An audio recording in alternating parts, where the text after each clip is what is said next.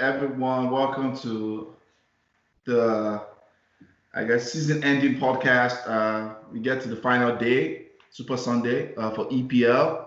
We brought back the whole team this time around, first time in a couple of weeks. EeJay, thanks for coming on. She came with a big Arsenal energy. Me too with energy, but it's still energy. It's still okay. Whatever. Ola, thanks for coming. Champion, Ola. Yeah, asterisk champion, it's okay. Champion. Whatever. Who cares? I'm going to block that off. Buchi, my fellow United faithful, thanks for coming up. It's a good day. It's a good day to be here. Yeah, good day. Job done. We're back. We're back to. Let me be careful with you. I phrase this before they use this against me. So for a trophy. No. We're back. We're back on the journey. That's our birthright. That's the best way to say it. It's a long journey ahead, bro. A long journey. We'll see. So before we jump into the topics for today, we have to tell you guys where you can find us. You can find us on YouTube, where the full video will be on. So it's Footie Fantasy, 2 words. You can find us on Instagram, where we put snippets of the video video clips at Fantasy Footie, 1 word. The Footie is FOOTIE. You can find us on Twitter, where we have a lot of Twitter battles with a couple of people. It's Footie AD Fantasy, which is 1 word. You can find us also on podcasts if you like podcasts. The name of our podcast is The Footie Fantasy. The Footie Fantasy is 1 word podcast. Anywhere you find your podcast, Spotify, Apple Podcasts, anywhere you find us. We also have a Facebook page if you still do Facebook. It's called Extraordinary Footie Fans. We're going to jump in to our topics. We're going to do manager of the season quickly. We'll do a recap of the EPL season, do a team of the season. Season just ended like a couple of hours ago. We'll look at the top 4 finish. You do I want to call it like a highlights. What are for the 3rd, 4th, 5th? I think 1st and 2nd has been we flogged that a lot, and we're going to have end of season reviews for each team per episode. But today we just do like what you think are your highlights for being that finished 3rd, 4th, 5th. Your quick highlights. We'll do a preview to FA Cup final. I think at that point the mid-table representative can talk more. And we do relegation. This was a very interesting relegation. But we'll do a review of relegation. What went wrong? I guess the 3 teams that went at it. So we'll start with manager of the season. We'll go to that guy, that team in the Northwest that won the league. That's the best thing I can say. The Asterix, okay. The Asterix League type. Asterix, yeah. So, Asterix champions. So who's the Asterix champions? Yeah, it's okay. Who's your manager? Rona champions. Rona champions. That's another one. Who's your champions? The VAR champions. As long as the champions is there, I'm fine with it. Yeah, you're fine with it. Yeah, champion. As long as that word is there, champion. So you're my manager of the season. I know Pep Guardiola has always, well, not always. He said recently that when they win the league, that they don't get recognized with individual awards. I don't know what it means, because I think he was not manager of the year last season or the season before when they won 100 points. So if you're going to give Guardiola manager of the season for 100 points for winning 32 games out of 38 matches, then Jurgen Klopp is going to be manager of the season this year too. He has won 32 games out of 38, won manager of the month 2-3 times. I think 3 times this season, won manager of the month.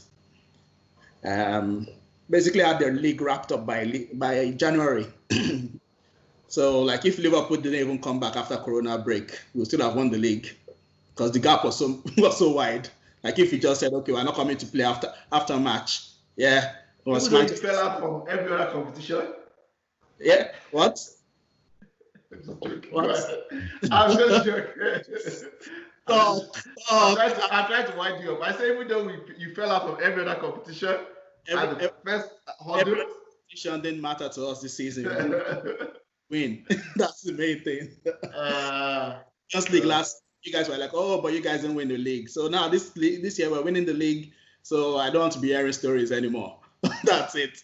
When we won Champions League, oh, you didn't win the league, but now we won the league. And he won it in style. So Jurgen Klopp for me. Any special mentions before I go away from you? Oh, special mentions. For me, to be honest, I would have had Chris Wilder as manager of the season if they made Europe. Yeah. But sadly, they didn't make Europe. If they had made Europe, Sheffield United coming up and making Europe would have been like the most fantastic achievement. But sadly, they fell short. And let us not forget that VAR screwed them over. There was a game where they came back, they scored, the ball was over the 9. Yeah. And those 2 extra points might have helped them, but sadly. We're going to talk about it when we get to relegation. We have to bring that up for sure. Because I remember we talked about this then, and it literally was happening. That 1 point is what took Villa over the line. It's crazy. If you say so. Kind of. No. We know that's not why, but I mean, it's controversial. It really is. It is. It's very controversial. And staying with you now, since you have jumped in, Buchi, who is your manager of the season? I'm going to go against the grade. I expected that. Yeah. I think Klopp is deservedly, he should get manager of the season. But I would go with someone else who isn't obvious. I would go with the Aston Villa manager. I think Dean Smith deserves a lot of praise. The job he had before the lockdown, before COVID-19 struck, was really, really a lot. And I think if you really look at the bottom half of the table, you would say he had the best team in the bottom half of the table after the restart. Last week they had to win 7 points to win the lead. So if I was going to give somebody else, I would give him. He would be my choice. He really did a great job. Most importantly, you could see that this was a guy that used the lockdown well. They had defensive issues before they came out. The problem they always had was finishing out games. And they actually finished out games that they needed to, the Aston Villa of the past would not get this draw. They would have collapsed after these guys came back. The Aston Villa of the past would have not gotten the wins they needed last week. They would have not, that would have been a draw. Yeah. So I just think there was a remarkable difference between March and May, June. So I give him that. So that's special mention, or is he a manager of the season? No, that's why I said my special mention is Klopp. Okay. Who I believe deserves. No, wait. Who is manager of the season? Dean Smith. That's what I'm saying. That I'm manager of the season. But I just wanted to because I wanted you to finish. I'm enjoying you came with your big United energy. That's why I said, look, even if Man City won or even if United won, I was going to mention that was because. As at last week, okay. And what I mean last week is last week Wednesday, they needed 7 points. Okay. One thing for your opponents to collapse, is another thing to actually go and do that job.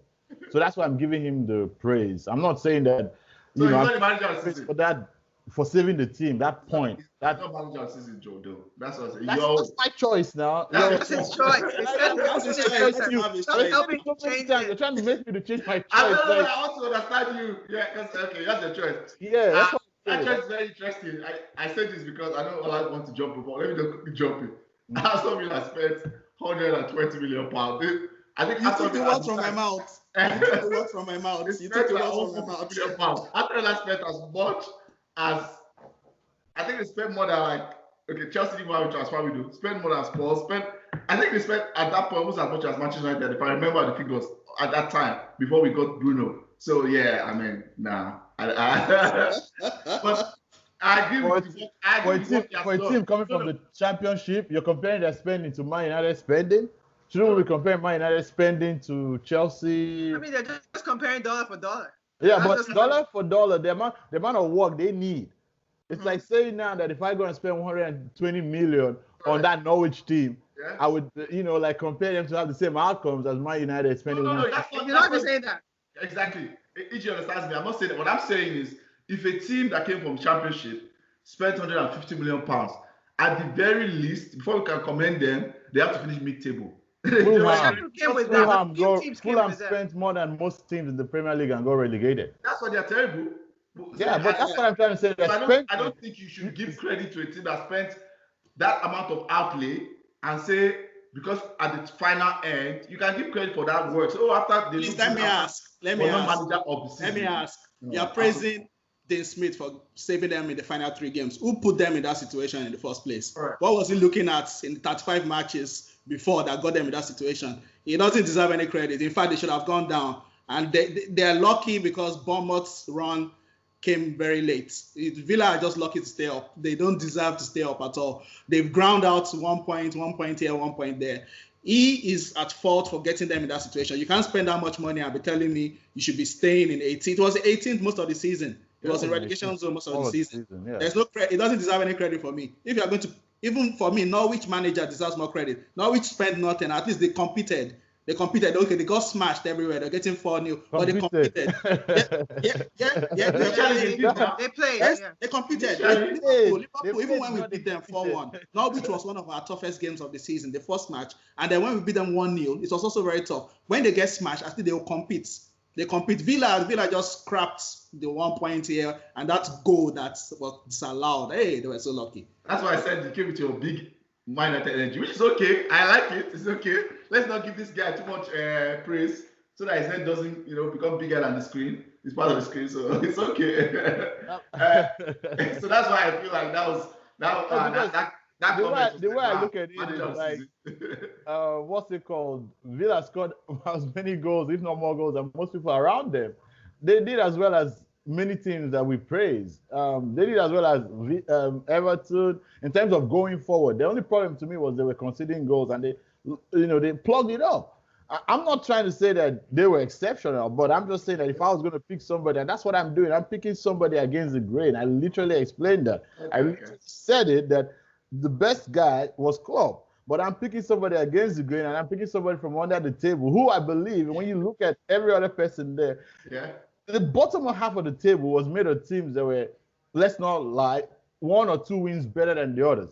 It wasn't like 10th to 15th was, big, massive gap. No, it was just, let's just say. But guess what, though, Buchi? Yeah. That can be said for the whole league, apart from Liverpool and Man City. That literally can be said from third. When you look at it, it's all bunch. This season has been a bad season. Everybody has 2 games apart. Yeah, everybody's just 1 or 2 losses. Remember, that's what happened from throughout the beginning of the season, right?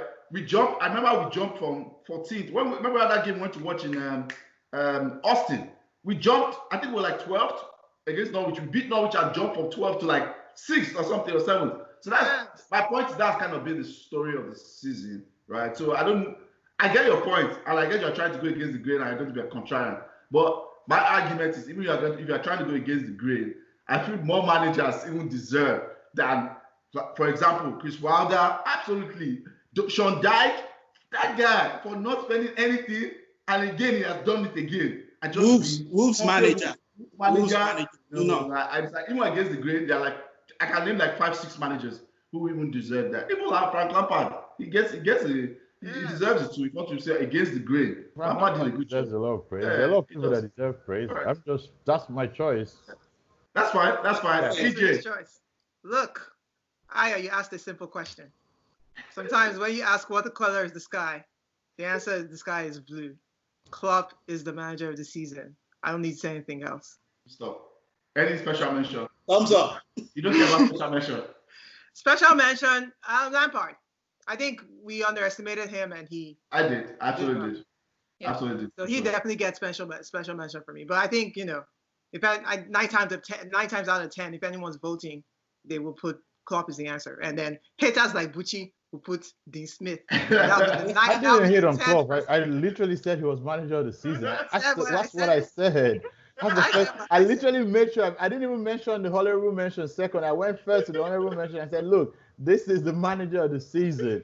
But just like, for example, the Football Writers Association chose player of the season, which, they chose Henderson for whatever reason. You remember, we've already discussed this. We agreed that Henderson did off the field achievements and other things factored into that decision. I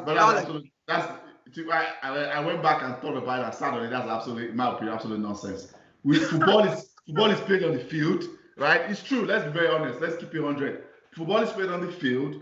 You should be choosing majority for us on the field. If you have an extra, if it's like tight, and it's okay, this extra thing this person is doing, okay. If they are using, then they should not call it Football Writers Award again. They should call it Personality of the Year. Call it something else. Yeah, Don't tell me it's boring. Nah. If So there was a player in the Liverpool team that epitomized this season, the player that should have won player of the season, that's why I'm mad. I'm not even. It's not about Liverpool, whatever. That's people who keep bringing this stuff. I can drop that anytime I want. Mane. Yeah, we said it here. I think I said it in the podcast before. Mane. And I keep insisting. Yeah, and maybe Mane wins PFA. I don't know what Footballers Writers Association, like, who won it last year? I don't know. It was Sterling. And okay, so was Sterling the best player of the season last year? It was. It's not the first time. This is not the first time. Sterling, because of his fight against racism last season, he got the player of the season. If you look at the top five, of the FWA awards, it made no sense. Like, I think Mane was even number 5. Rashford was third this year, and Rashford is not even United's best player. I was like, why is Rashford included? That's why I agree that maybe that was their rationale. But yeah, like Aya said, if that's maybe making giving football awards based off off-field decisions is different. I don't know, but maybe football that's what they be. Football writers. Yeah, writers. Maybe who are the football writers? Like journalists. Journalists. I mean, half of the time we don't even agree with what they say. Who they like? It's obvious. This is an award of who do I like? What has he done? Who do we so? Yeah. Exactly. Yeah. Doesn't make sense. So let's see PFA. We'll see. PFA should either be Mane or we'll talk about that, right? Now, before we move on, last thing before we move on, please. I want to say again. I'm sour about Liverpool winning the league, but I'm not bitter, like, hating on them. Let's you don't need to explain it. This is a very informal podcast. You're having fun. You don't have to explain. Don't explain your name for Liverpool. Don't explain it. Just chew your jabs and move on. So, manager assistants club. My special mention is Chris Wilder. Moving on.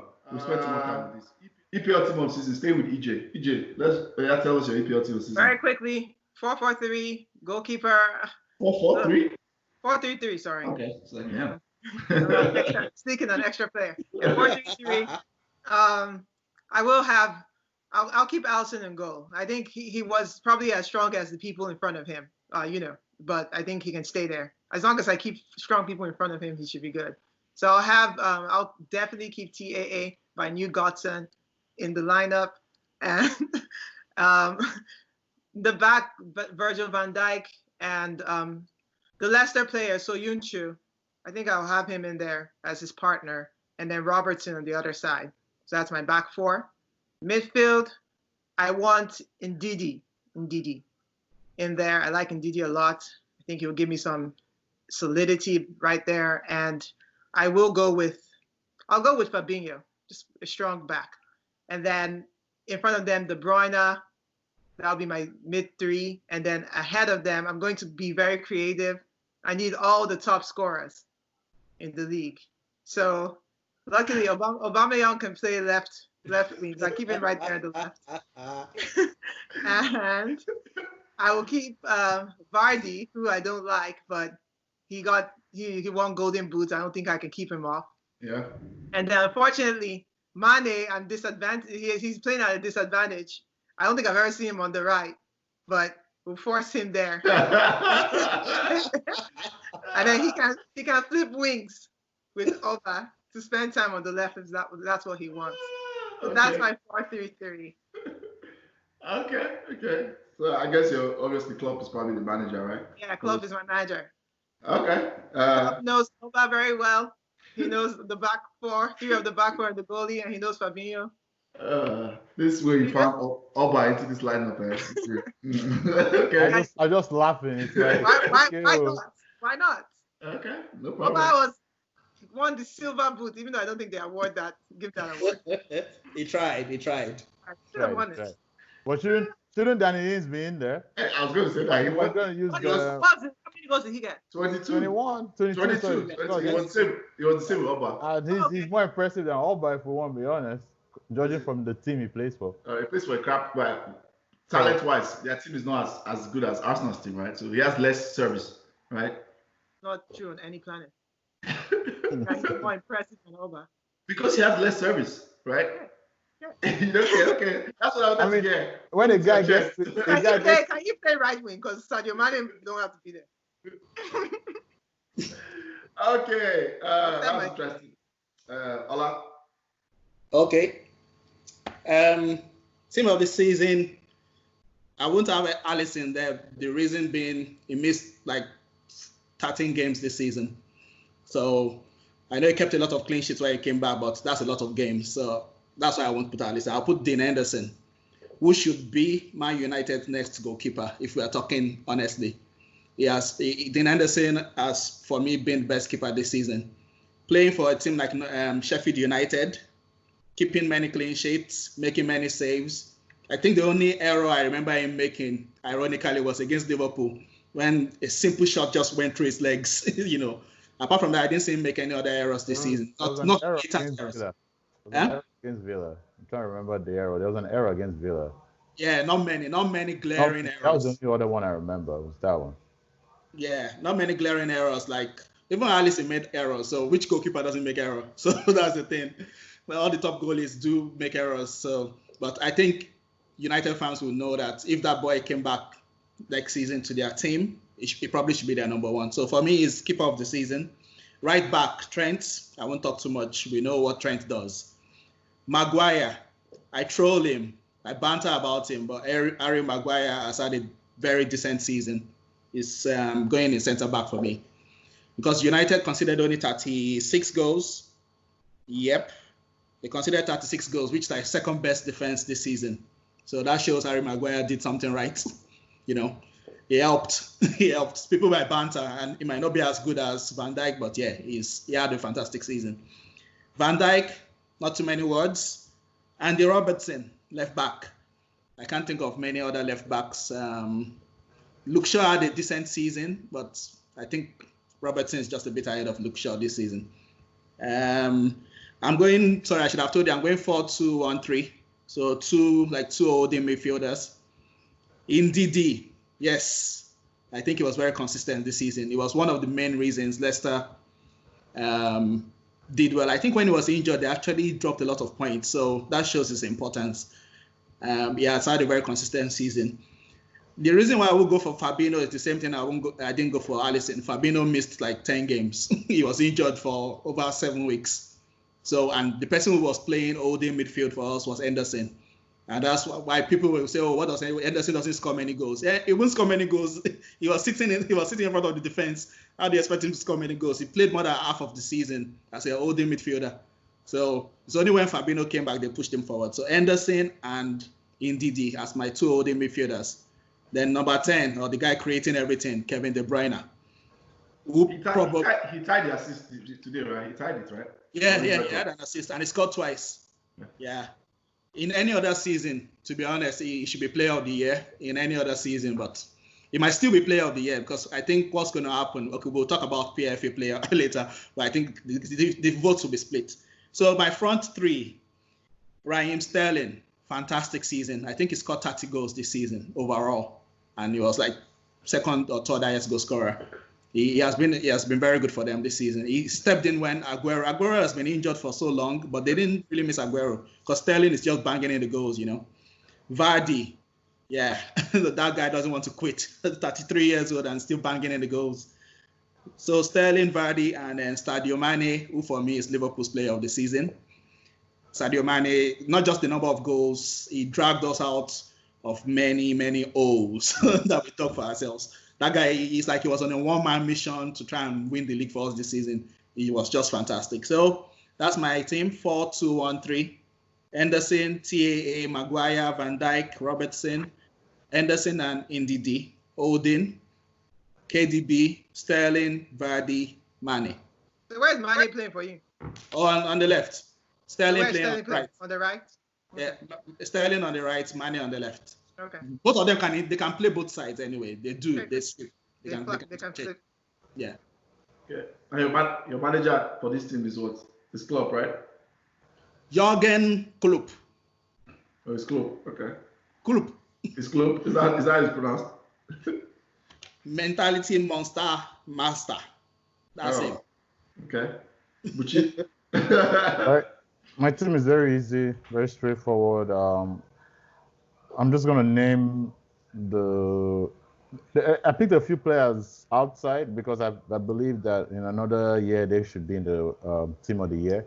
My team is could play 4-2-3-1, 4-3-3. It doesn't matter. The midfield is very fluid. Buchi, my trial master. I like I'm how you throw this. bro, When you throw this you're picking players that will like be in the league in another year or in the No, top. can you let me land? No, I I don't heard like you. in the point before he lands. I enjoy this comment. Just So- like Let it land. please.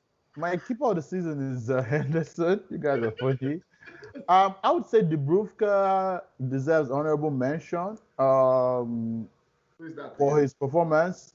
Newcastle? Dubravka from Newcastle, they were a very poor defensive team.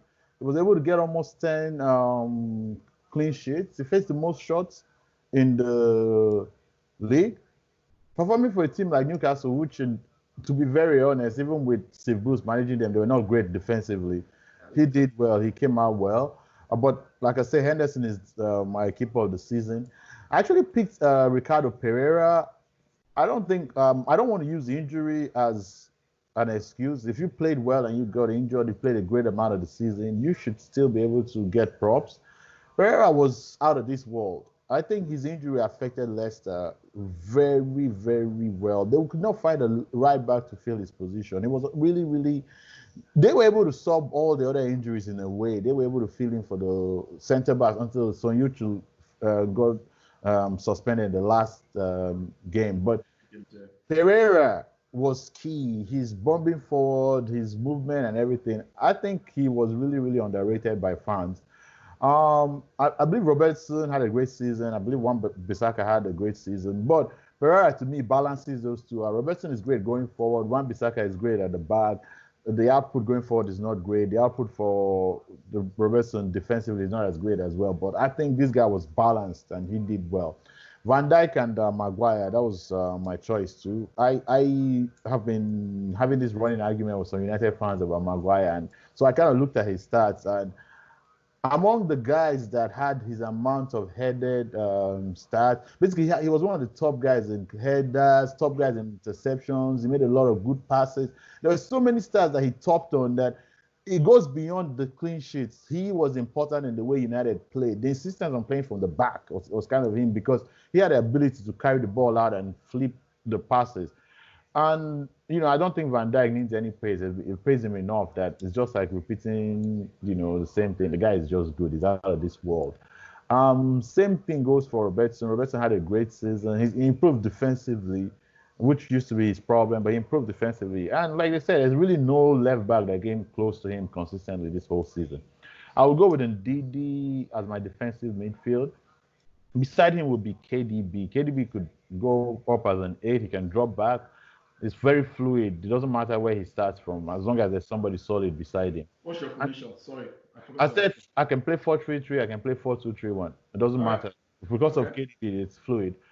And then in midfield, I'm going to go for a player that a lot of people seem to ignore his impact, but without him, we would have had a less exciting season. And that's Bruno Fernandes. Bruno Fernandes played 12 Premier League games and scored 7 goals and got 7 assists. That is unmatched by almost anybody in the Premiership history. The level of goals and assists, the output. I'm not talking about performance, I'm talking about output.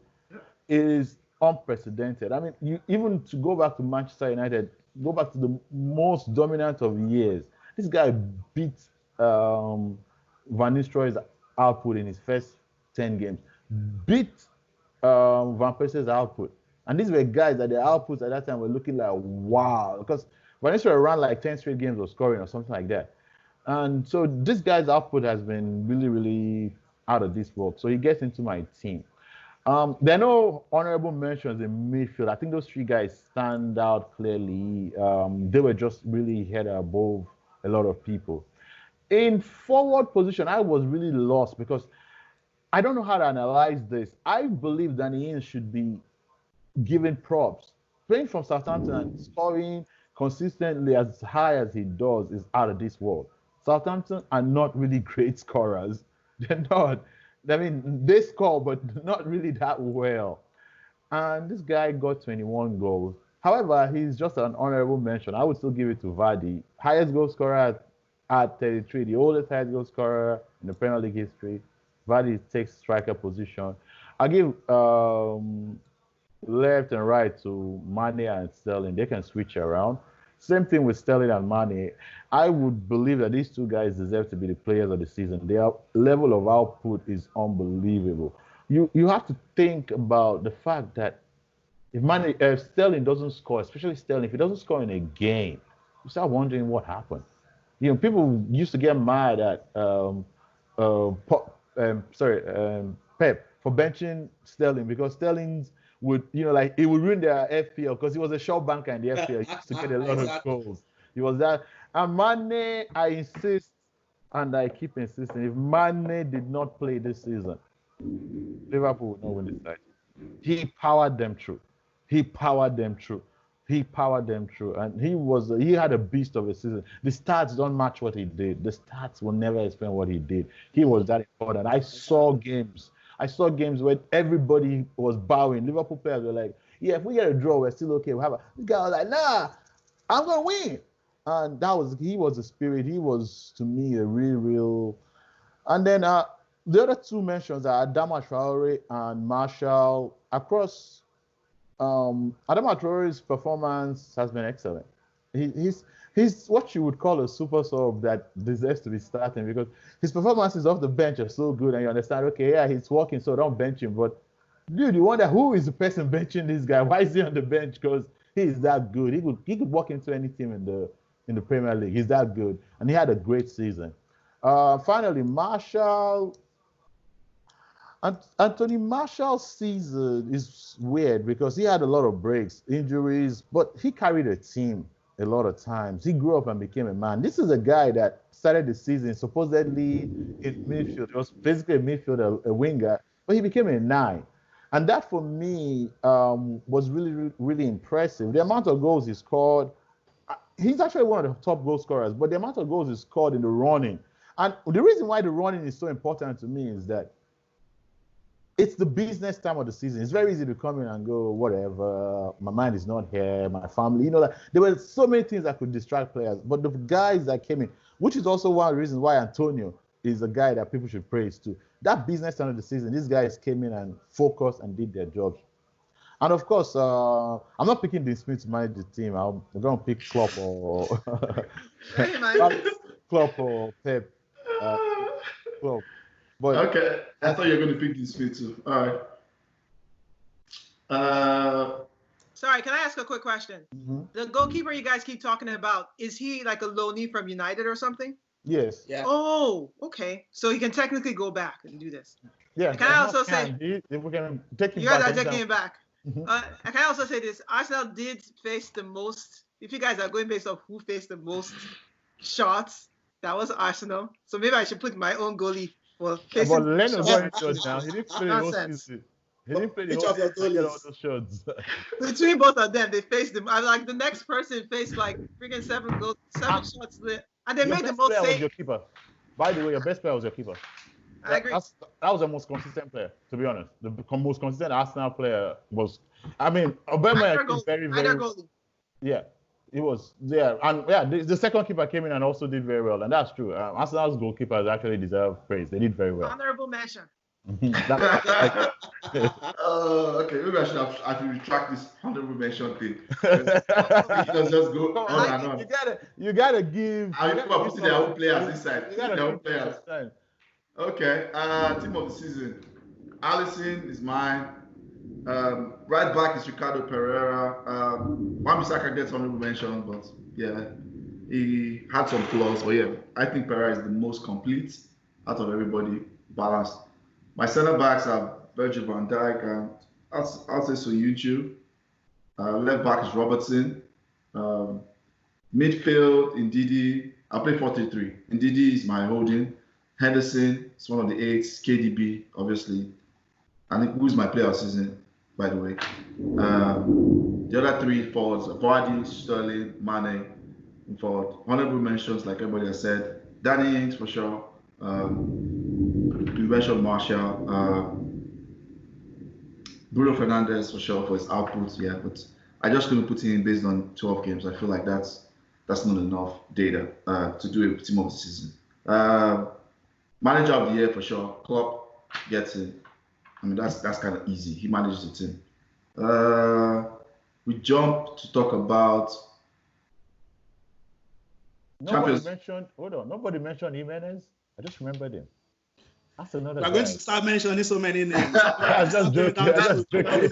So many points. I'm going to start throwing names in there. Nobody mentioned this. Look, this Fernandez. I want to talk about Fernandez. Mm-hmm. We did not say it is a team of mid-season. We said team of the season. A season has 38 games. You cannot tell me somebody plays 12 matches and enter team of the season. I'm not having that. Output, 7 goals. How many of the goals were penalties? You're comparing to Van Persie. You're comparing to you're comparing to who else was not scoring penalties. And you're saying output, he scored 7 goals. Van Persie was not taking penalties. Were scoring penalties, my friend. How many penalties? Were scoring penalties. Out of the 7 goals, I'm not saying it's not a great player, but he can't play 12 games. If he can't play 12 games and be in my team of the season, come on. It's not even up to 19 games. Is it your team of the season on my own? I'm just saying. That's why I can't put him. That's why I can't put him. You invest me now. Wait, which Liverpool player? Let's remove money from my team of the season. Invest in now. Remove him, please. I agree. It's a fair point. It was a sentimental choice by me. That guy changed our season. He did. He did. That's just it's a sentimental choice by me. Okay, Champions League places. So we review 3rd, 4th. Let's start with Manchester United. Let Buchi start. 1 minute. So this is what I want to do because this is not a team focus.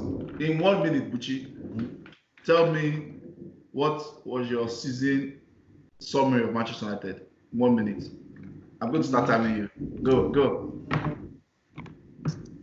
I don't know how to really rate Man United season without putting it in context. It's a great season in comparing when you look at where they come from. But sometimes you also feel like what could have been. Are they really third? Are they really the third best team in the league? The table says so. You don't want to argue with the table, but it also feels false. You feel like the other 2 teams looked better at times during the season, but the thing about it was the other 2 teams, and when I mean the other 2 teams, I'm talking of Chelsea and Leicester, they never opened up the gap. I mean, Leicester did, but they collapsed. Yeah. So you wonder if Leicester did not collapse, would United have caught up? And of course, you have to praise United for being there to take their chances. And you also wonder, why didn't Chelsea ever find that second gear to move away or the third gear to move away from United? But put everything aside, you have to go back and give it to this team that was written off in November, December. It was talking about SARS, they were talking about the mutiny, they were talking about burning the stadium, burning the chairman. I mean, then you go into that and then to reach where you are, it's really, really impressive. What most impressive is 14 games unbeaten. Tells you that United actually have found the hardest thing to find in football, which is to be hard to beat. It's very hard to be a team that is hard to beat. So that is a great thing. I'm pensive for the future, but I am really, really impressed by a lot of things beyond football. Okay. EeJay. So repeat this question because you only talked about United. No, okay, so we're going to do it for all teams. So we're starting United, and we'll jump to Chelsea and we'll do Leicester. So okay, all right. 30-second summary of United season, just a summary. Yeah, United. I mean, you guys have said it, and throughout all the other podcasts, we've kind of talked about how United has, at first they were languishing in, like you said, 14th. I think at some point they were as low as 14th, and then they've climbed back up. I definitely think the addition of Bruno kind of was a pivot for them, which is good. And then Pogba returning. I think after the restarts, you can kind of see that, they became. That's when I first believed that next season they will probably take off. I think Ola said it on one podcast that he expects United to compete, and I was like, I don't believe that. But then after I saw all the games after restart, I think as much as I hate to say it, I think they are definitely going to be pushing, along with the help of VAR, for top 3. Well played. EeJay, that was well played. She was with a serious face, making great points. I just dropped that in there. That's good. That's good. I like that. Yeah, let me Apart from that, appreciate. let's be honest. Take shots. That's good. Apart from that, I think this third is 66. You finished 66. Might as well say that you were fourth or fifth. There was no difference between top six. Right. Probably a game or two. But I think next year that third spot, I still don't think there'll be one or two, but I think they'll be much closer to where they will be convincing people that they could push for a title. So yeah, right. They just have your goalkeeper can't make those mistakes that we saw him make against Chelsea, which is probably why you guys are saying you're going to recall your other player, which you would do anyway. But yeah, so make some of those small changes, and then your team will be difficult to beat and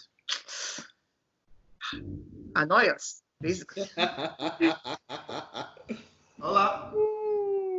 Okay, for United, like I've said before, I think United fans are more pessimistic about their own team than other fans.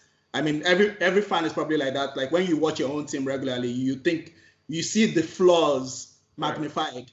So we from the outside, like we had a podcast where Ayo was there and we had 2 Liverpool fans and we're discussing the merits of United. But I understand why Ayo probably will focus more on the flaws and United fans will focus more on the flaws because you're watching your team every week and you're seeing the flaws. But on the outside, we can see that this United team, they're going somewhere. We're telling you, like, look, when you have your creativity, Bruno Fernandes, Pogba was out at that time. Rashford was out. Martial was out of sorts. He was not really in form. You guys had a lot of problems early in the season. It's obvious when your best players are not playing, you are going to struggle. How many teams will miss that amount of creativity and not struggle? So I'm not even surprised to see them finish top 3. I hope you can find the thread. I think there was a thread on the forum where I predicted United finishing top 4, maybe even third. Because we could see it. We could see the building blocks. The building blocks are there. Maguire that we're talking about. Look at your defense, second best defense in the league. Second best defense. That means you have the building blocks already. That means you're not conceding many. Like Buchi said, you're not getting beat too often again. Because all your players are back now. All your best players are back. And then another factor, Nemanja Matic. He has been consistent. He has brought his experience to that middle, clog up all the spaces, You guys are not. You guys. I don't know. Maybe you just don't see it. But next season, I expect you guys to finish in the top 4 comfortably and amen. But not that you win it. So I don't know why you're saying amen. I'm not saying you're going to win the league. My brother, let me tell you something. All it just takes is how do they put it? All it just takes is Laporte injury. Something just happened in those top 2. Another Laporte injury. I'm not praying. I'm just saying. Maybe this guy takes a nap, he loses concentration, club, gets drunk on German beer in the summer, and something happens. And let's not forget Greenwood, wild card, another player like that just came in. He's a wild card, supreme finisher. That boy finishes. Robbie by Greenwood. Robbie RVG. RVG. His finishing skills is incredible. Like it reminds me of when Fowler first got into the Liverpool team. That's right. When Robbie Fowler first got in, that's how Robbie Fowler was. We just one chance, bang, go. When you have that kind of player in the tight games, you always have a chance because you know that boy he can finish. So you might not even need Sancho. That's the annoying thing because now you might. I'm just saying you might not even need him. You might not even need. Allah, we need everybody. Thanks for that. Thanks for that reminder. I've cancelled all that statement. That's those 3 words. All United fans. You rejected it. For all United fans' mouths. We need everything. You said, Ola, come. We need depth. Every Manchester needs depth. So yeah, I don't believe that now. But yeah. By the way, I reserve my comments for the United. Quick 10-second comment. Thank you for that reminder because I'm sure people won't remember him very well. But you see, like I said, I can be very objective about Liverpool. Robbie Fowler was not called a god for nothing. Exactly. Greenwood reminds me of Robbie Fowler. That's how he used to finish. The first touch. Exactly. The way he finishes. The first touch, the technique. That was Robbie Fowler. That's true. Thanks for that reminder. That was Robbie Fowler. Yeah. I'll leave my deeper or long comments for the United this thing. Buchi and you guys have probably encapsulated everything. I would say it's a good finish. Most people didn't see this happening. was good. They showed mental strength to come back, and it's a good season. Third place, you cannot argue with that, right? Regardless, in context, like what you said, it's a good finish, right? We cannot go too deep. When we do our club, I will go too deep into numbers and all that. But yeah, it's a good finish. Those are my thoughts. Staying with who was the person that talked last? Ola. Let's go to Chelsea. Chelsea, surprise. I don't think I had them finishing in the top 4 at the start of the season. I don't think anybody did apart from one person. I remember only one person, and that guy is a jack. I need to talk to him. Tolu Ayola was the only person that put Chelsea in top 4. That was the only guy. I don't know how that guy does that. And he put Liverpool first. He was the only guy that put Liverpool first. For me, I don't know why their goalkeeper is a big problem. I don't know why they won't. I don't know how they won't replace him next season. Lampard definitely doesn't like him. He dropped him again today. So that goalkeeper, he has conceded too many goals. I know their defense is not great. It's true. Their defense is not great. But this guy doesn't, his save percentage is so low. For them to even make top 4, wow. With all those problems, with using a lot of young players at the beginning of the season before Pulisic got injured, I think they've done well. They've done well. Lampard, fair play to him. And he got them to FA Cup final too. And now they've bought Werner, they've bought Ziyech. Yeah. They're thinking of buying Kai Havertz. They should be thinking of buying a defender because what did they call them? Chelsea only. Skip leg day. Chelsea only FC. That's my day. Remember leg day, Chelsea. Remember leg days. Remember leg day, exactly. Remember leg day. That's what I want to see. You're building up with Chelsea and forgetting your leg day, you know. Johnny Bravo too. Johnny Bravo FC. Johnny Bravo.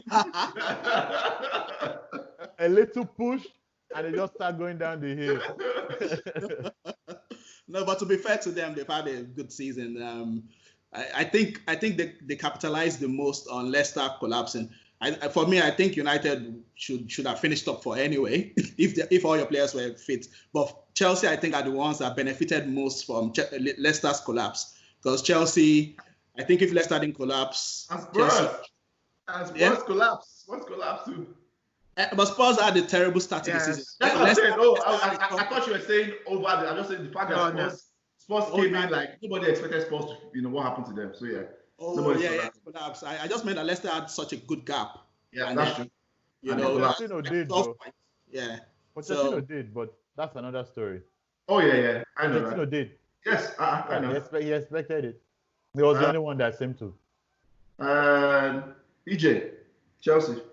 Yeah, Chelsea. I think overall good season. I don't see them replicating it, but then that would be me probably being wrong again next year. Even with so it's just that I don't even see how they did this. I'm still thinking about how they were able to win games that probably shouldn't have won, or they had some losses. They had the most losses amongst the top 4, right? Yeah. I mean, they were 4th, so that explains everything. I think they even had more losses than Arsenal did.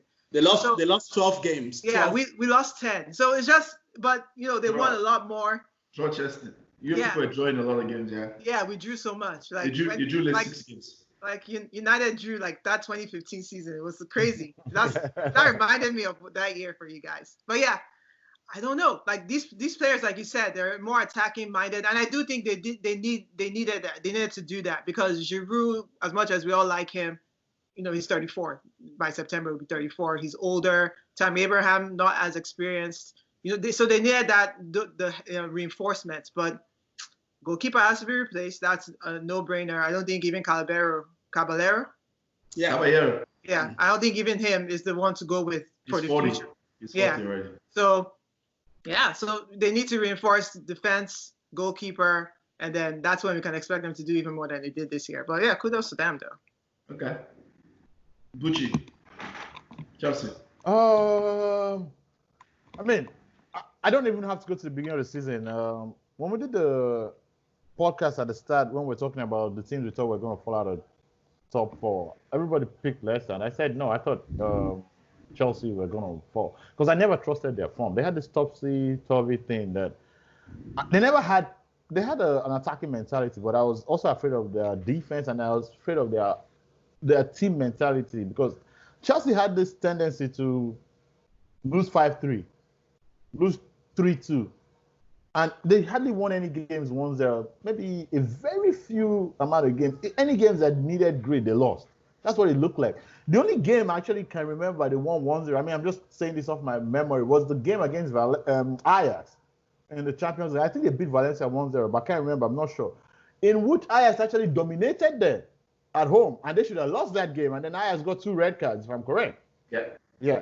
So it shows you that was a team that I was like, okay, look, if any team had courage and went after Chelsea, Chelsea might collapse. That's what I felt like. But, I mean, they did their job. And go back and look at everything. We can analyze it anyhow you want.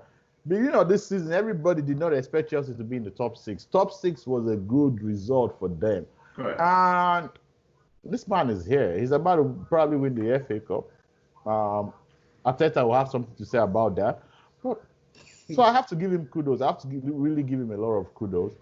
But going into that, next season, he's getting everything he wants. We shouldn't be giving him this excuses next season. So. True. Yeah. My quick recap about Chelsea. I'll say 1, Lampard has big Jose energy. Early day Jose. Both the good and the bad, actually, in my opinion. He's a passionate child. Lampard has done very well with the kids. I think, in my opinion, we're playing them, whether they have experienced young kids that played somewhere else. I think he made most of the big calls in the sense that he realized that their team is high risk, high reward. That's how Chelsea play. A lot of players are very good in attacking transition, but defensive transition, they're poor. So I think he took a gamble and I'm just going to attack, because attacking football mostly is reading.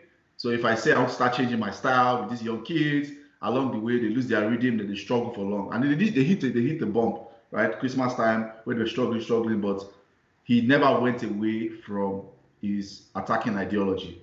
And in my opinion, that's what took them over the line. Because when the players got back into their rhythm, Pulisic came back to form, Mount came back to form, they won their games that needed to win to finish top 4. So yeah, he gets credit for sure. He made a lot of mistakes too, for sure, which, like Buchi said, next season he will not be forgiven for this. Chelsea are ruthless. And kind of deviating back to what you kind of mentioned, allowing said about United, and when we had that conversation, who would challenge next. Right now, I still believe Chelsea is the person that's primed. And I say this because Chelsea are ruthless. Their organization is ruthless. The way they go to the market is ruthless. And they will most likely back Lampard in a ruthless way. That's why. Not necessarily because I think he's better than Ole. If I want to judge them over time, I think they're probably at par this season, what they've done. In a way, maybe.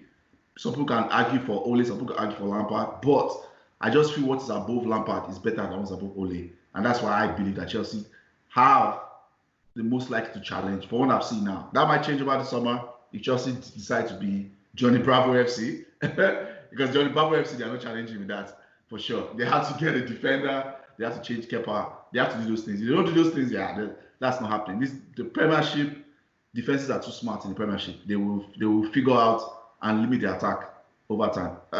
Leicester City. Who did we end with? Me. Buchi? Leicester. Oh goodness. But job FC, maybe. Should start calling Brendan that. No. Someone. I have a friend that was trolling him. I don't want to. I think it's unfair, but people I don't want to be unfair. Why? I don't want to. Let me say this, right? I don't like being a dog. I don't like to swallow my own vomit. If I give somebody high praise, I usually do it for a good reason. I don't just give people praise. I mean, I watch soccer long enough to see a lot of things. And I keep saying this thing about luck sometimes, and people seem, of course, we all make our luck, but sometimes some things have to fall in place for you. And this man was like a guy that was just swimming against current, running against the train. What more did this guy need to do for the gods of soccer or the people that control fate to say, I beg, now help me small. One after the other, it was like, dude, Pereira, Madison. This one I cannot argue with you. I agree. Okay, let me be very honest. Let us, from August, when the league started, to December 14th or December, it was sometime before Christmas. These guys had played the first 14 games of the season and lost only 2. They won 12 games. In that time, they beat some teams 9-0, they beat some teams 5-0, and these were good teams. We're not talking about Aston Villa, Norwich. No, they beat Southampton and Newcastle. I remember that. So this was a team that was playing at top level soccer. For all the praise we give Ole Gunnar Solskjaer, for example, or even Lampard, there are not too many games where they scored more than 5 goals this season. Right. These guys did it like twice. I think they beat another team 4-0. Yeah. They were very, very consistent. Then, from January just started 1-1. It was just like people were going, oh, he signed his new contract. But if you really look at it, it wasn't about that. There were a lot of things that were going on. And Leicester are not Man United, they're not Chelsea, they're not Liverpool, Arsenal. They don't have massive squads. Yeah. I don't even think they have a massive academy per se that they can go and start plucking players. And these players coming off the bench now, they are almost, to be fair to them, some of those players are almost like championship quality. Yeah. They're left back, like you could see the decision making. It was really. And then of course, some other key players, the ones that were supposed to be experienced, now failed them. Kasper Schmeichel's form has been patchy. He's been great. But then sometimes, like the mistake he made today, that's not the first mistake he made like that. He gave up some goals that he shouldn't have given up this season. A couple of games ago, and he did something similar. Right? He did something similar. Johnny Evans, who's supposed to be an experienced guy, wasn't that good. Wes Morgan against Tottenham was criminal. That was criminal defending.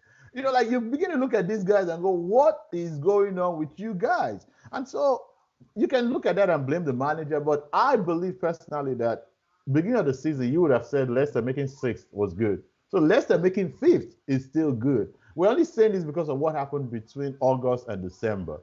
So in hindsight, I will go back and say kudos. Brendan Rodgers, you did a very good job. Don't let this break you down. You can come back. If there's a team that can come back and challenge the top 6 teams, which are Arsenal, Man United, Spurs, Chelsea, City and Liverpool, not necessarily at the top end, but trouble them at the bottom end. Not one or two. It would be Leicester and maybe Wolves, but Leicester are a team that have a lot to look forward to. Yeah. EeJay. Well, I know I've talked about Leicester a lot of times. I thought they were a fluke from the beginning, and I was proven right by the way they finished out the season. EeJay. Buchi, I'm giving them credit. EeJay, remember you called me out. I have to take some credit. I give you credit. Yes. I put them at peak beginning of the season. You did. What did I say? I said you're crazy for including Leicester in your top 6. But you were right, obviously. And I do think that the reason is because other teams like Arsenal, Tottenham dropped off.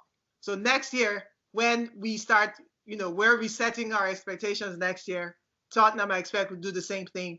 I don't expect to see Leicester anywhere near top 6, maybe 7th or 8th. And like I said, this did what we thought they would do. And we all called it except for Buchi. We all knew that they would fall off. And they started just went down the entire rest of the second half of the season. In fact, those 9-0 and 4-0 that they won, in the same first half of the season, they were losing to City and Liverpool 4-0. Even us at our worst did not lose to City 4-0. Even though it was close, could have been 4. What? 3-0.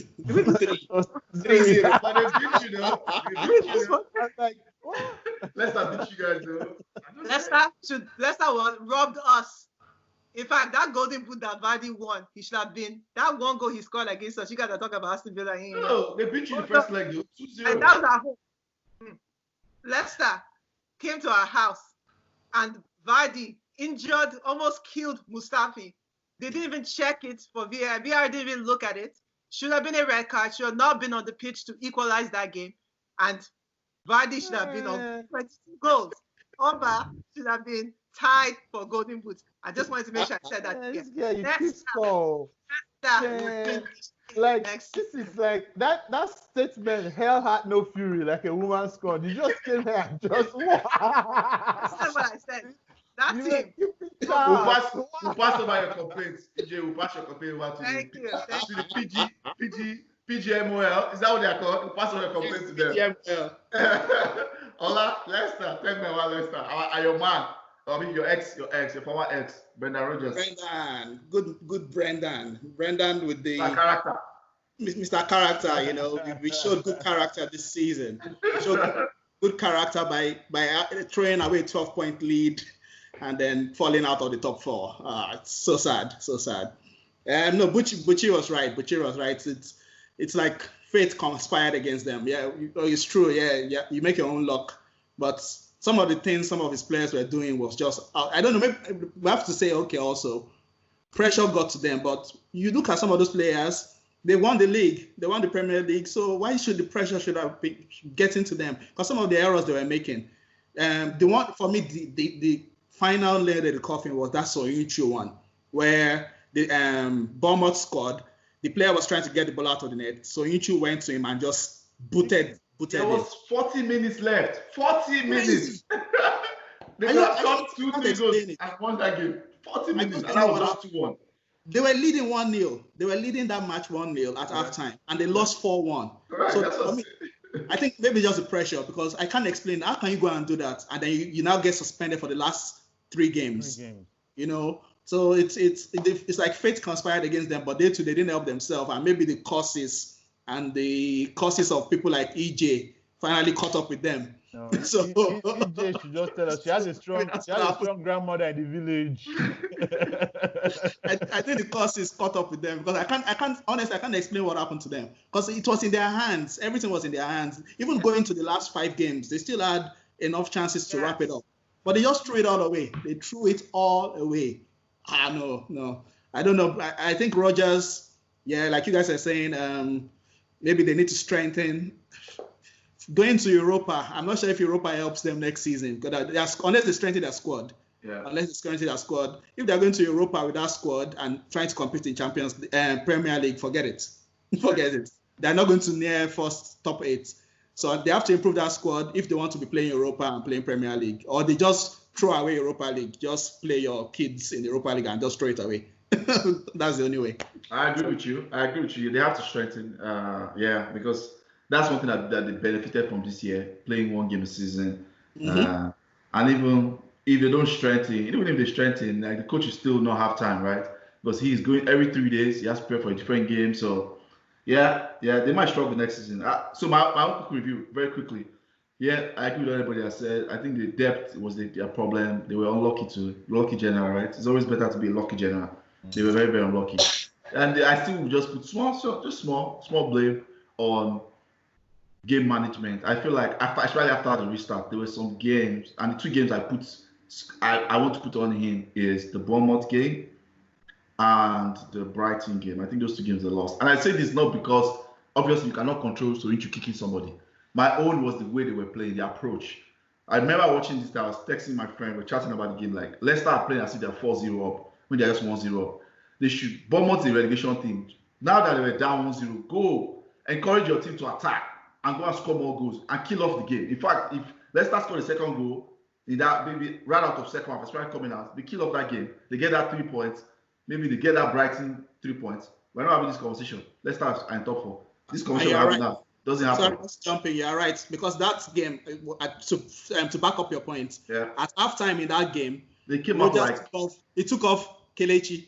Yeah, they came out like they were 4-0 up, took out the attacker. Like, no, attack and kill off those games. Those are the games. At least those are teams you could look at and say, yes, you have injuries, but considerably your 11 is still better than these other 2 teams. So go off and kill off those games. They kill off those games. We're not having this conversation. They're in top 4 because that's 6 points right there that they threw away. And they have those 6 points now. This conversation doesn't happen. They're in Champions League and they're smiling. So because of that fact, those 2 games, I put it on Bernard. Every other thing, I don't really.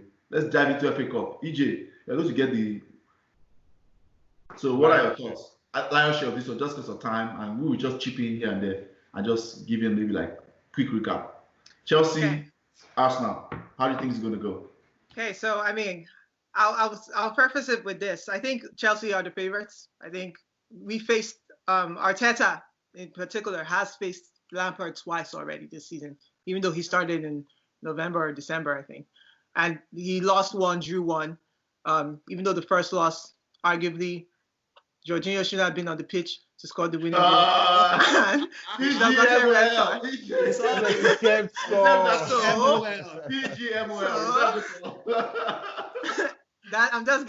telling you what happened. Let me tell you the email. It's complaints@pgmol.com. So we accepted it. That's one of the 2 points I'm counting as points that we should not have dropped. Anyway, or 3 points, I guess, in that case. So I think they're strong. Their squad is better than ours. Just maybe we have a couple of people that you say will be pegged ahead of them, man for man. But as far as who will win the match that day, you guys know I cannot predict. I cannot sit in front of a camera and predict that Chelsea will beat Arsenal at Wembley. Everything is on the line. Trophies on the line. FA Cup is on the line. Europa is on the line. I wish Europa was not on the line. Everybody knows that I do not want to wish your team to lose, because once you win that game, you're back. I get it. That's the price we have to pay. But you guys know. The whistle competition, the whistle, that was the You guys know what? Emirates FA Cup. There are some kids that all they know is that title is Emirates FA Cup. They believe the Emirates FA Cup belongs at the Emirates. So guess what? It's coming home. Chelsea, we're getting our revenge on August the 1st. Okay. Get ready. Okay, now. I said that was his game plan. Look, did you guys? I didn't even say we could beat City. I remember 2017, the exact path to our victory was the exact pathway, City and then Chelsea. So we just do it again. No problem. Okay. What's the scoreline? Final scoreline. Final score, they'll I think we can still do it if they score against us. So I'll give it a close game, 2-1. At least you didn't give them a clean sheet. Yeah, no. I think it'll be easier if we keep a clean sheet. It's always easier to win a game that way. But I think we'll have a bit of a headache. 2-1. Okay. Ola, real quick. Okay. Who do you think is going to win the game?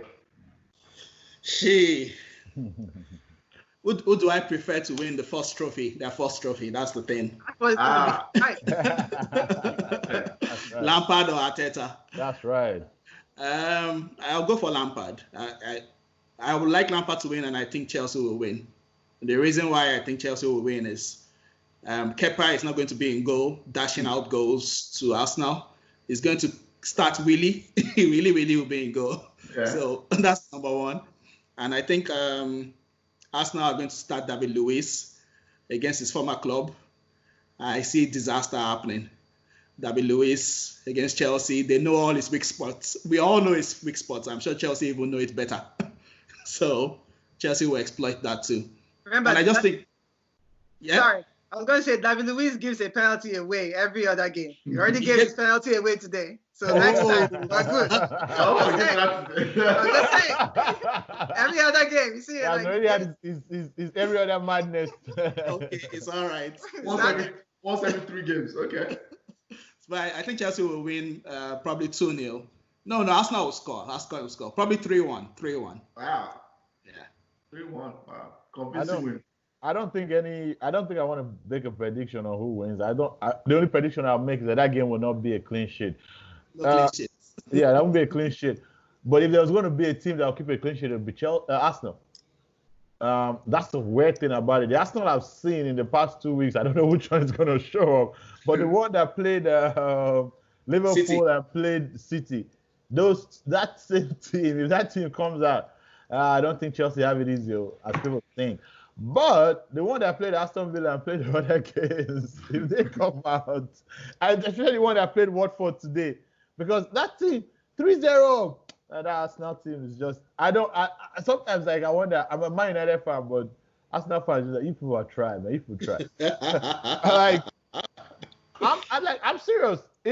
If there was a team that should be confident going into this, it should be Arsenal. Their performances have been great in every department in the past 2 weeks. The defense has been good. The midfield has been solid. The forwards have been solid. Chelsea have looked good too, but Arsenal have looked more organized. They've looked like a better team in terms of every department. But I can't predict. I don't want to. I'm going to go for an extra time win for one of them. Okay. I'll just say Chelsea. Sorry to disappoint you, Jay. I go with Chelsea. I like we're the underdogs. I love it. That's what we're going with. We're going with underdog power, which I think is the same reason Watford came back, same reason Aston Villa beat us. They had more to lose, so they had to try. And I mean, that was just easy to do or easy to call. When these relegation teams are playing you, And these are the most dangerous clubs to play, I think, sometimes, especially when you have nothing to play for, which we didn't have.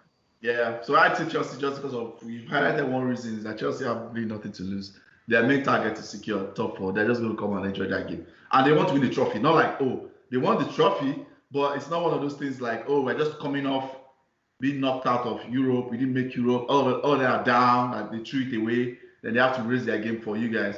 You guys, this is everything for you guys. Ateta wants like UEFA Cup, and Chelsea just the cup team. I know you guys are beating them like maybe once or twice in the final. Playing Chelsea in the local cup competitions, Chelsea just find a way to get over the line. Maybe it's just an organization thing. More often than not, they do. Even when they're not the best team, I've seen them do so many. They've done it against us so many times. They've done it against Liverpool in those cup teams. They just get it over the line.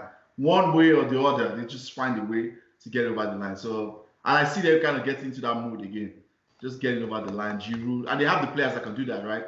We are not going to play so well, but we can use Giroud as a target man and just bring everybody to the game. Yeah, so that's one thing. So that's why I think Chelsea. Relegation, real quick. Relegation recap. I'll start it before I pass it to Buchi. I think all the teams that went down, even Villa that stayed up, I think all of them deserve to go down. This has been a really poor relegation battle, in my opinion. Like teams that went down have been really poor. Bournemouth, like Ola said, they made bad signings. They paid for their bad signings. Someone raised the issue today. I was talking to. They also paid for. I don't know what they did with Ryan Fraser. Ryan Fraser contributed like 13 to 15 assists or 12 assists last season. And all of a sudden they figured out, and he was getting assists earlier in the season. All of a sudden, because of the contract falling out, or what, they just mismanaged that situation and started benching him. I think that was a very bad idea. I don't think Bournemouth are the team to afford to bench a player that has contributed. I think over the last 3 seasons, over like almost 30 assists. I think that was a very dumb decision by them. So, and if that's Eddie Howe, then he probably deserves to go down if he can make that kind of bold decision without having enough cover. Norwich were terrible. I mean, they stopped their principle. They want to play good football, which is good, nice and dandy. But what's the end goal in the end? In my opinion, what's the end goal? If the end goal is just to stick by a principle, but you don't have enough cover or quality to, what's the point? So they deserve what they got. Who's the last team that went down? Watford are trigger happy. Being so trigger happy in this time and in this day and time is, it's self. Yes. What they call it again? They imploded. They just shot themselves in the foot. Like, what's the point of being trigger happy? 3 managers, is it 4 in one season? It does not make any sense. Is it 4? It doesn't make any sense. What's the point of letting Preston go when he probably could have gotten a draw here and there these last 2 games? So yeah. So that's my one. Villa are lucky, but like Buchi highlighted, they focus on their defense, and because of that, I guess maybe their defense kind of got them through the end. So they deserve it. Barely. Buchi? I think So just talk about all of them real quick. Yeah, just recap. I think you've spoken about them. It's really not much to add. If you look at the form table, you would see that these guys they only had like 1 win, 2 wins on average since the restart. West Ham just got the 2 wins they needed to escape relegation. Aston Villa were lucky not to be beaten against Sheffield, which was a VAR debacle, or they would have been relegated. Bournemouth, they decided to win on the last day. Okay.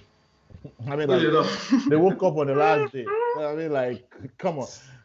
C for attempts. That's what you're Mark present. Yes. I think the Bournemouth case especially is the saddest one, because the Watford case, I don't have any sympathy for Watford.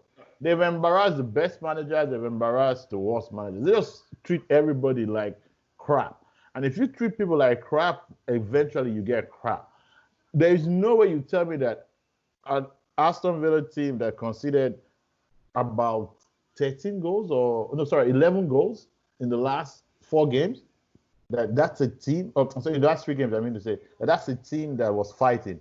But at the same time, you can't tell me that sacking that manager did not affect them because they really went they even went worse than other teams. They were so bad. They're like, so I don't have pity for them. Villa escaped.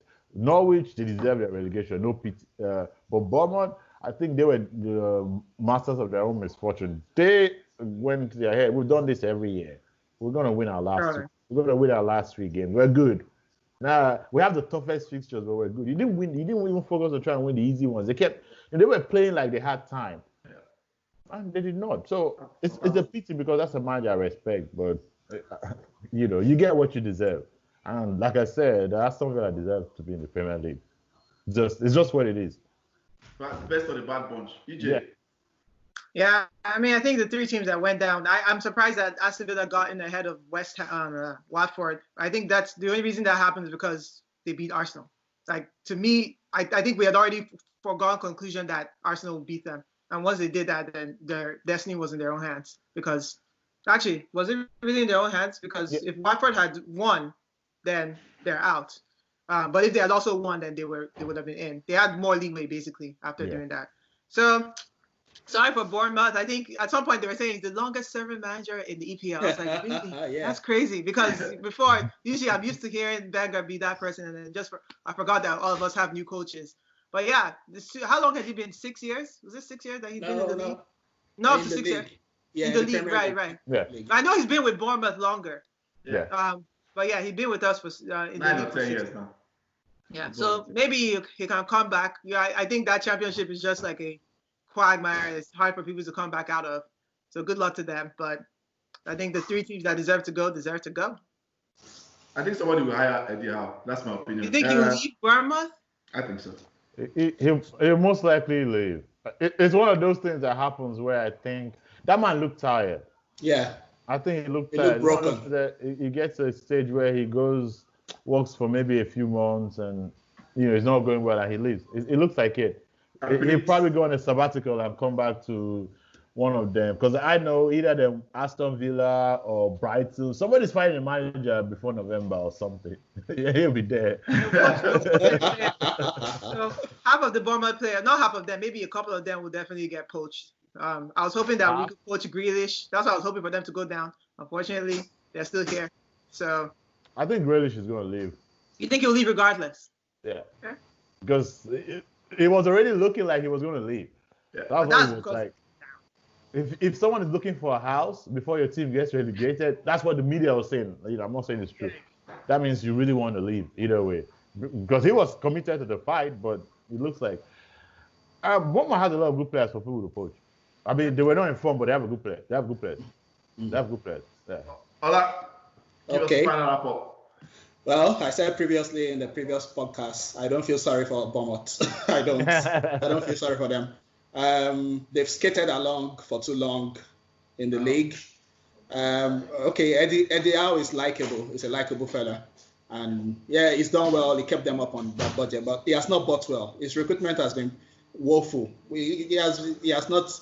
When he has had money to spend, he has wasted it. That's my opinion. He has wasted money when he has had to spend. I think he's a good coach. I think he's good at coaching, but I don't think his recruitment is top level. He has done well to keep them in the league for that long, but I don't feel sorry for him. I think they deserve to go down. It has been coming for a while. This is not something that happened this season. 2 seasons ago, last season, it has been like this. Towards the end, they are struggling. They'll string together a few wins and just escape. Nah, they have to go. It's the only reason why I'm sad is it was guaranteed 6 points for Liverpool every season. Very easy 6 points. Honestly, the Bournemouth games were usually our easiest games. We just go there. We don't even stress. We just beat them 2-0, 3-0, collect our 3 points. That's the only reason. That's true. I remember Bournemouth games used to be my target for triple captain in FPL. Salah loves scoring against them. Just bouncing goals home and away. Villa, I'm still not happy Villa stayed up. I'm not happy they stayed up. That honestly, if they wanted to take them to court, what's their name? Bournemouth could actually have a reason to take, because do you know that there was one season Sheffield United sued West Ham one season. Sheffield United got relegated, but because West Ham used Tevez and used Mascherano, they sued that, okay, we got relegated, but we deserve financial compensation. I think Bournemouth Bournemouth should go along that line, because how can you score a goal that was clearly in the net and then goal line technology failed you? And that goal has now cost them relegation. Because look, they finished only 1 point behind Villa. So if Villa didn't get that 1 point, Bournemouth would be staying up. So that goal was very crucial. If it's me out. But how many times have we all been affected by No, that's goal not VAR. decision? EeJay, That's that's the goal. Goal line technology failed. That's very rare. It doesn't happen. No, EeJay. No, that doesn't happen. I know it doesn't happen, but it happened on the pitch. They called it on the pitch. It's done. That's how. No. If the ball crosses the line and it's not the fault of the officials, it's the fault of the technology, then you have a case. It's not the fault of the officials. Technology does not work. Can the official not override goal line technology? Because the protocol is to look at your watch. If the watch does not beep, it doesn't have an official does not have a clear. They didn't see it clearly. To override it. You can't say it's just like that. I guess EeJay's point is Bournemouth should send their complaint to us. Complaint and EeJay say, give us the video. It's different. That decision is different.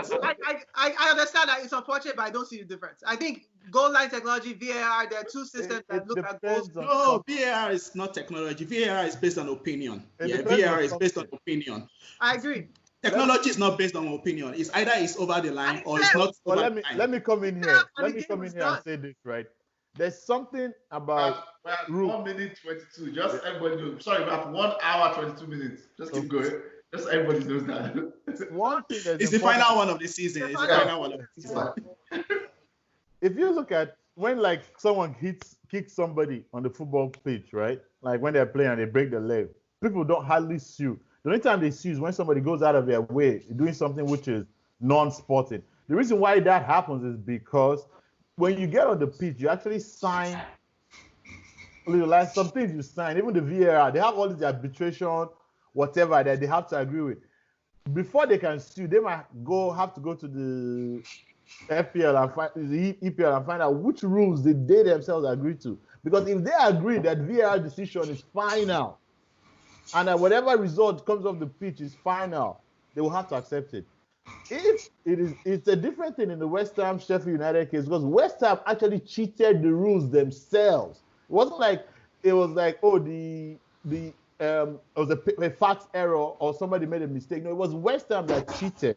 So that's a different thing. They went against the guy, but you can't go and sue the referee because you can't sue referees by football rules. You can't sue VAR if they agreed that whatever VAR states is final. But that's just what I'm saying. So I'm not saying they should sue the referees, and I'm not saying they should sue VAR. I'm saying they have a case for willful negligence. Let us use legal terminology. They have a case for willful negligence because the technology should not fail to that level. We're not talking about subjective decisions. We're not talking about, a referee is making a subjective decision. The technology says the ball crossed the line, the ball did not cross the line.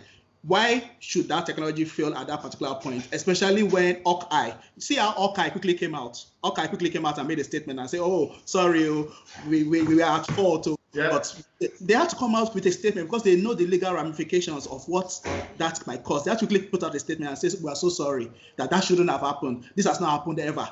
Because they know that they are liable for something that could have happened, and then it happened. Because that 1 point has cost Villa. Because that ball, you cannot say, the referee should have given it anyway.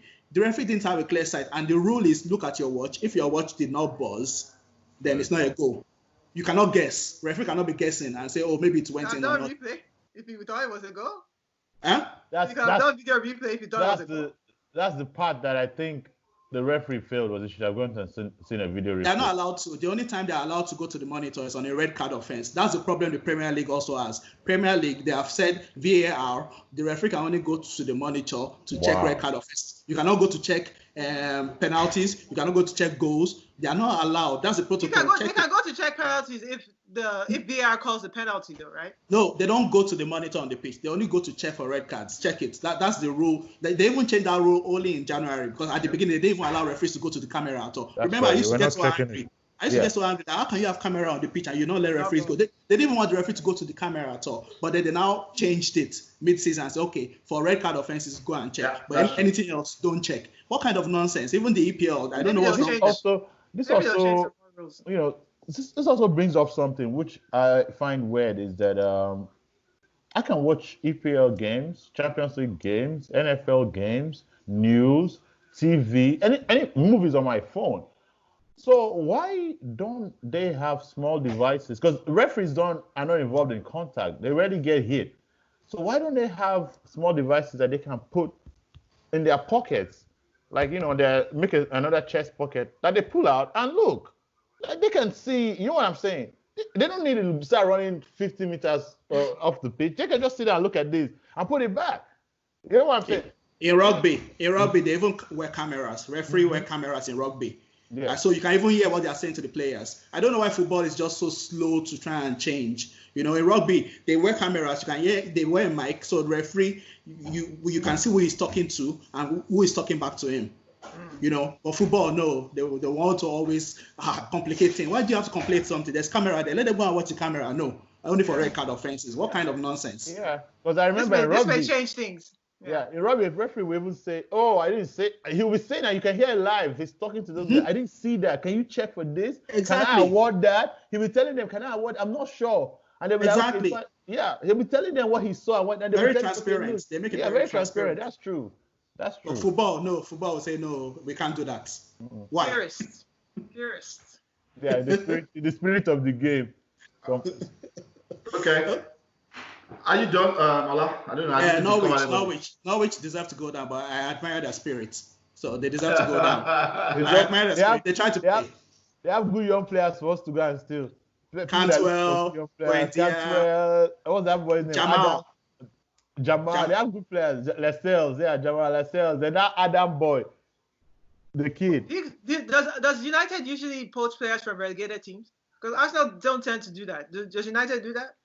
They don't tend to, but I'm advising that people do. That team has. Okay, I don't know, because I just feel like we in the past Arsenal has not done it. Even though we'll be crying, like fans will be crying for this and that. Because I know we would like a Cantwell type player, but I don't see that happening.